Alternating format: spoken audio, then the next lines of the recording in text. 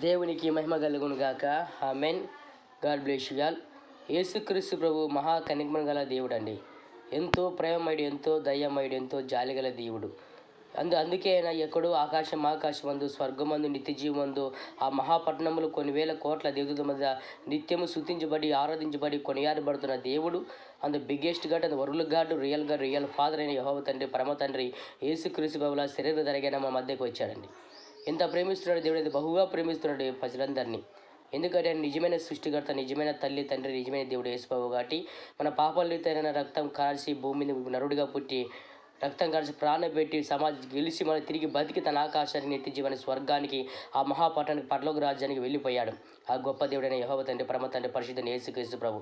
కాబట్టి యేసు ప్రభుని సొంత రక్షకుడిగా ఆత్మరక్షణ అంగీకరించండి.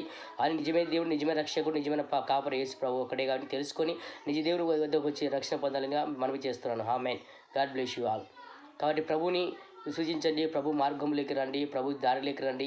ప్రభు యొక్క మార్గంలోకి వచ్చి సత్యమైన మార్గము, సత్యమైన న్యాయమైన మార్గము, నీతిగల మార్గము, నిజాయితీ గల మార్గము, పవిత్రమైన మార్గము, పరిశుద్ధ మార్గము, ప్రభు మార్గము, క్రీస్తు మార్గము.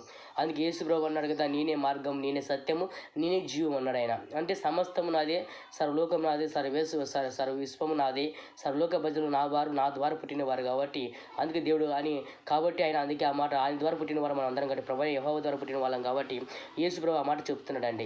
ఆయన నిజమైన మార్గము, నిజమైన దారి, నిజమైన సత్యదేవుడు, నిజమైన న్యాయమంతుడు, నిజమైన నీతిమంతుడు, నిజమైన పరిశుద్ధుడు ఆయన ఒకడే.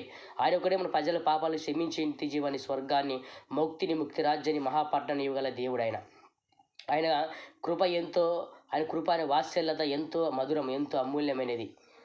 ఆయన సమస్త జనులారా నా వద్దకు రండి పిలుస్తున్నాడు. ఎందుకు? ఆయన మార్గం, సత్యం, జీవం కాబట్టి నేనే మీకు నిత్య జీవాన్ని, స్వర్గాన్ని, మహాపట్టణాన్ని ఇచ్చే దేవుడిని.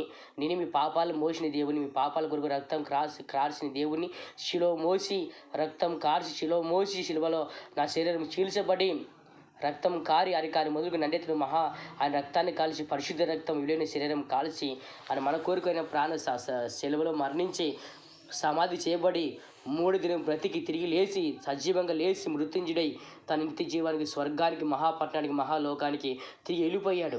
ఆ పరలోక పట్టణానికి. కాబట్టి మనం కూడా అందరూ అంతటా మారుమనసు పొంది ప్రభు మార్గంలోకి వచ్చి ప్రభు అడుగుజాడలు నడిస్తే మనం కూడా పరలోకం తీసుకెళ్ళాలని యేసు ప్రభు ఆశిస్తున్నాడు, కోరుకుంటున్నాడు. కాబట్టి యేసు ప్రభు ఇప్పుడు ఇక్కడైనా నిజమైన స్వామిని, క్రీస్తు యేసు స్వామిని నమ్మండి.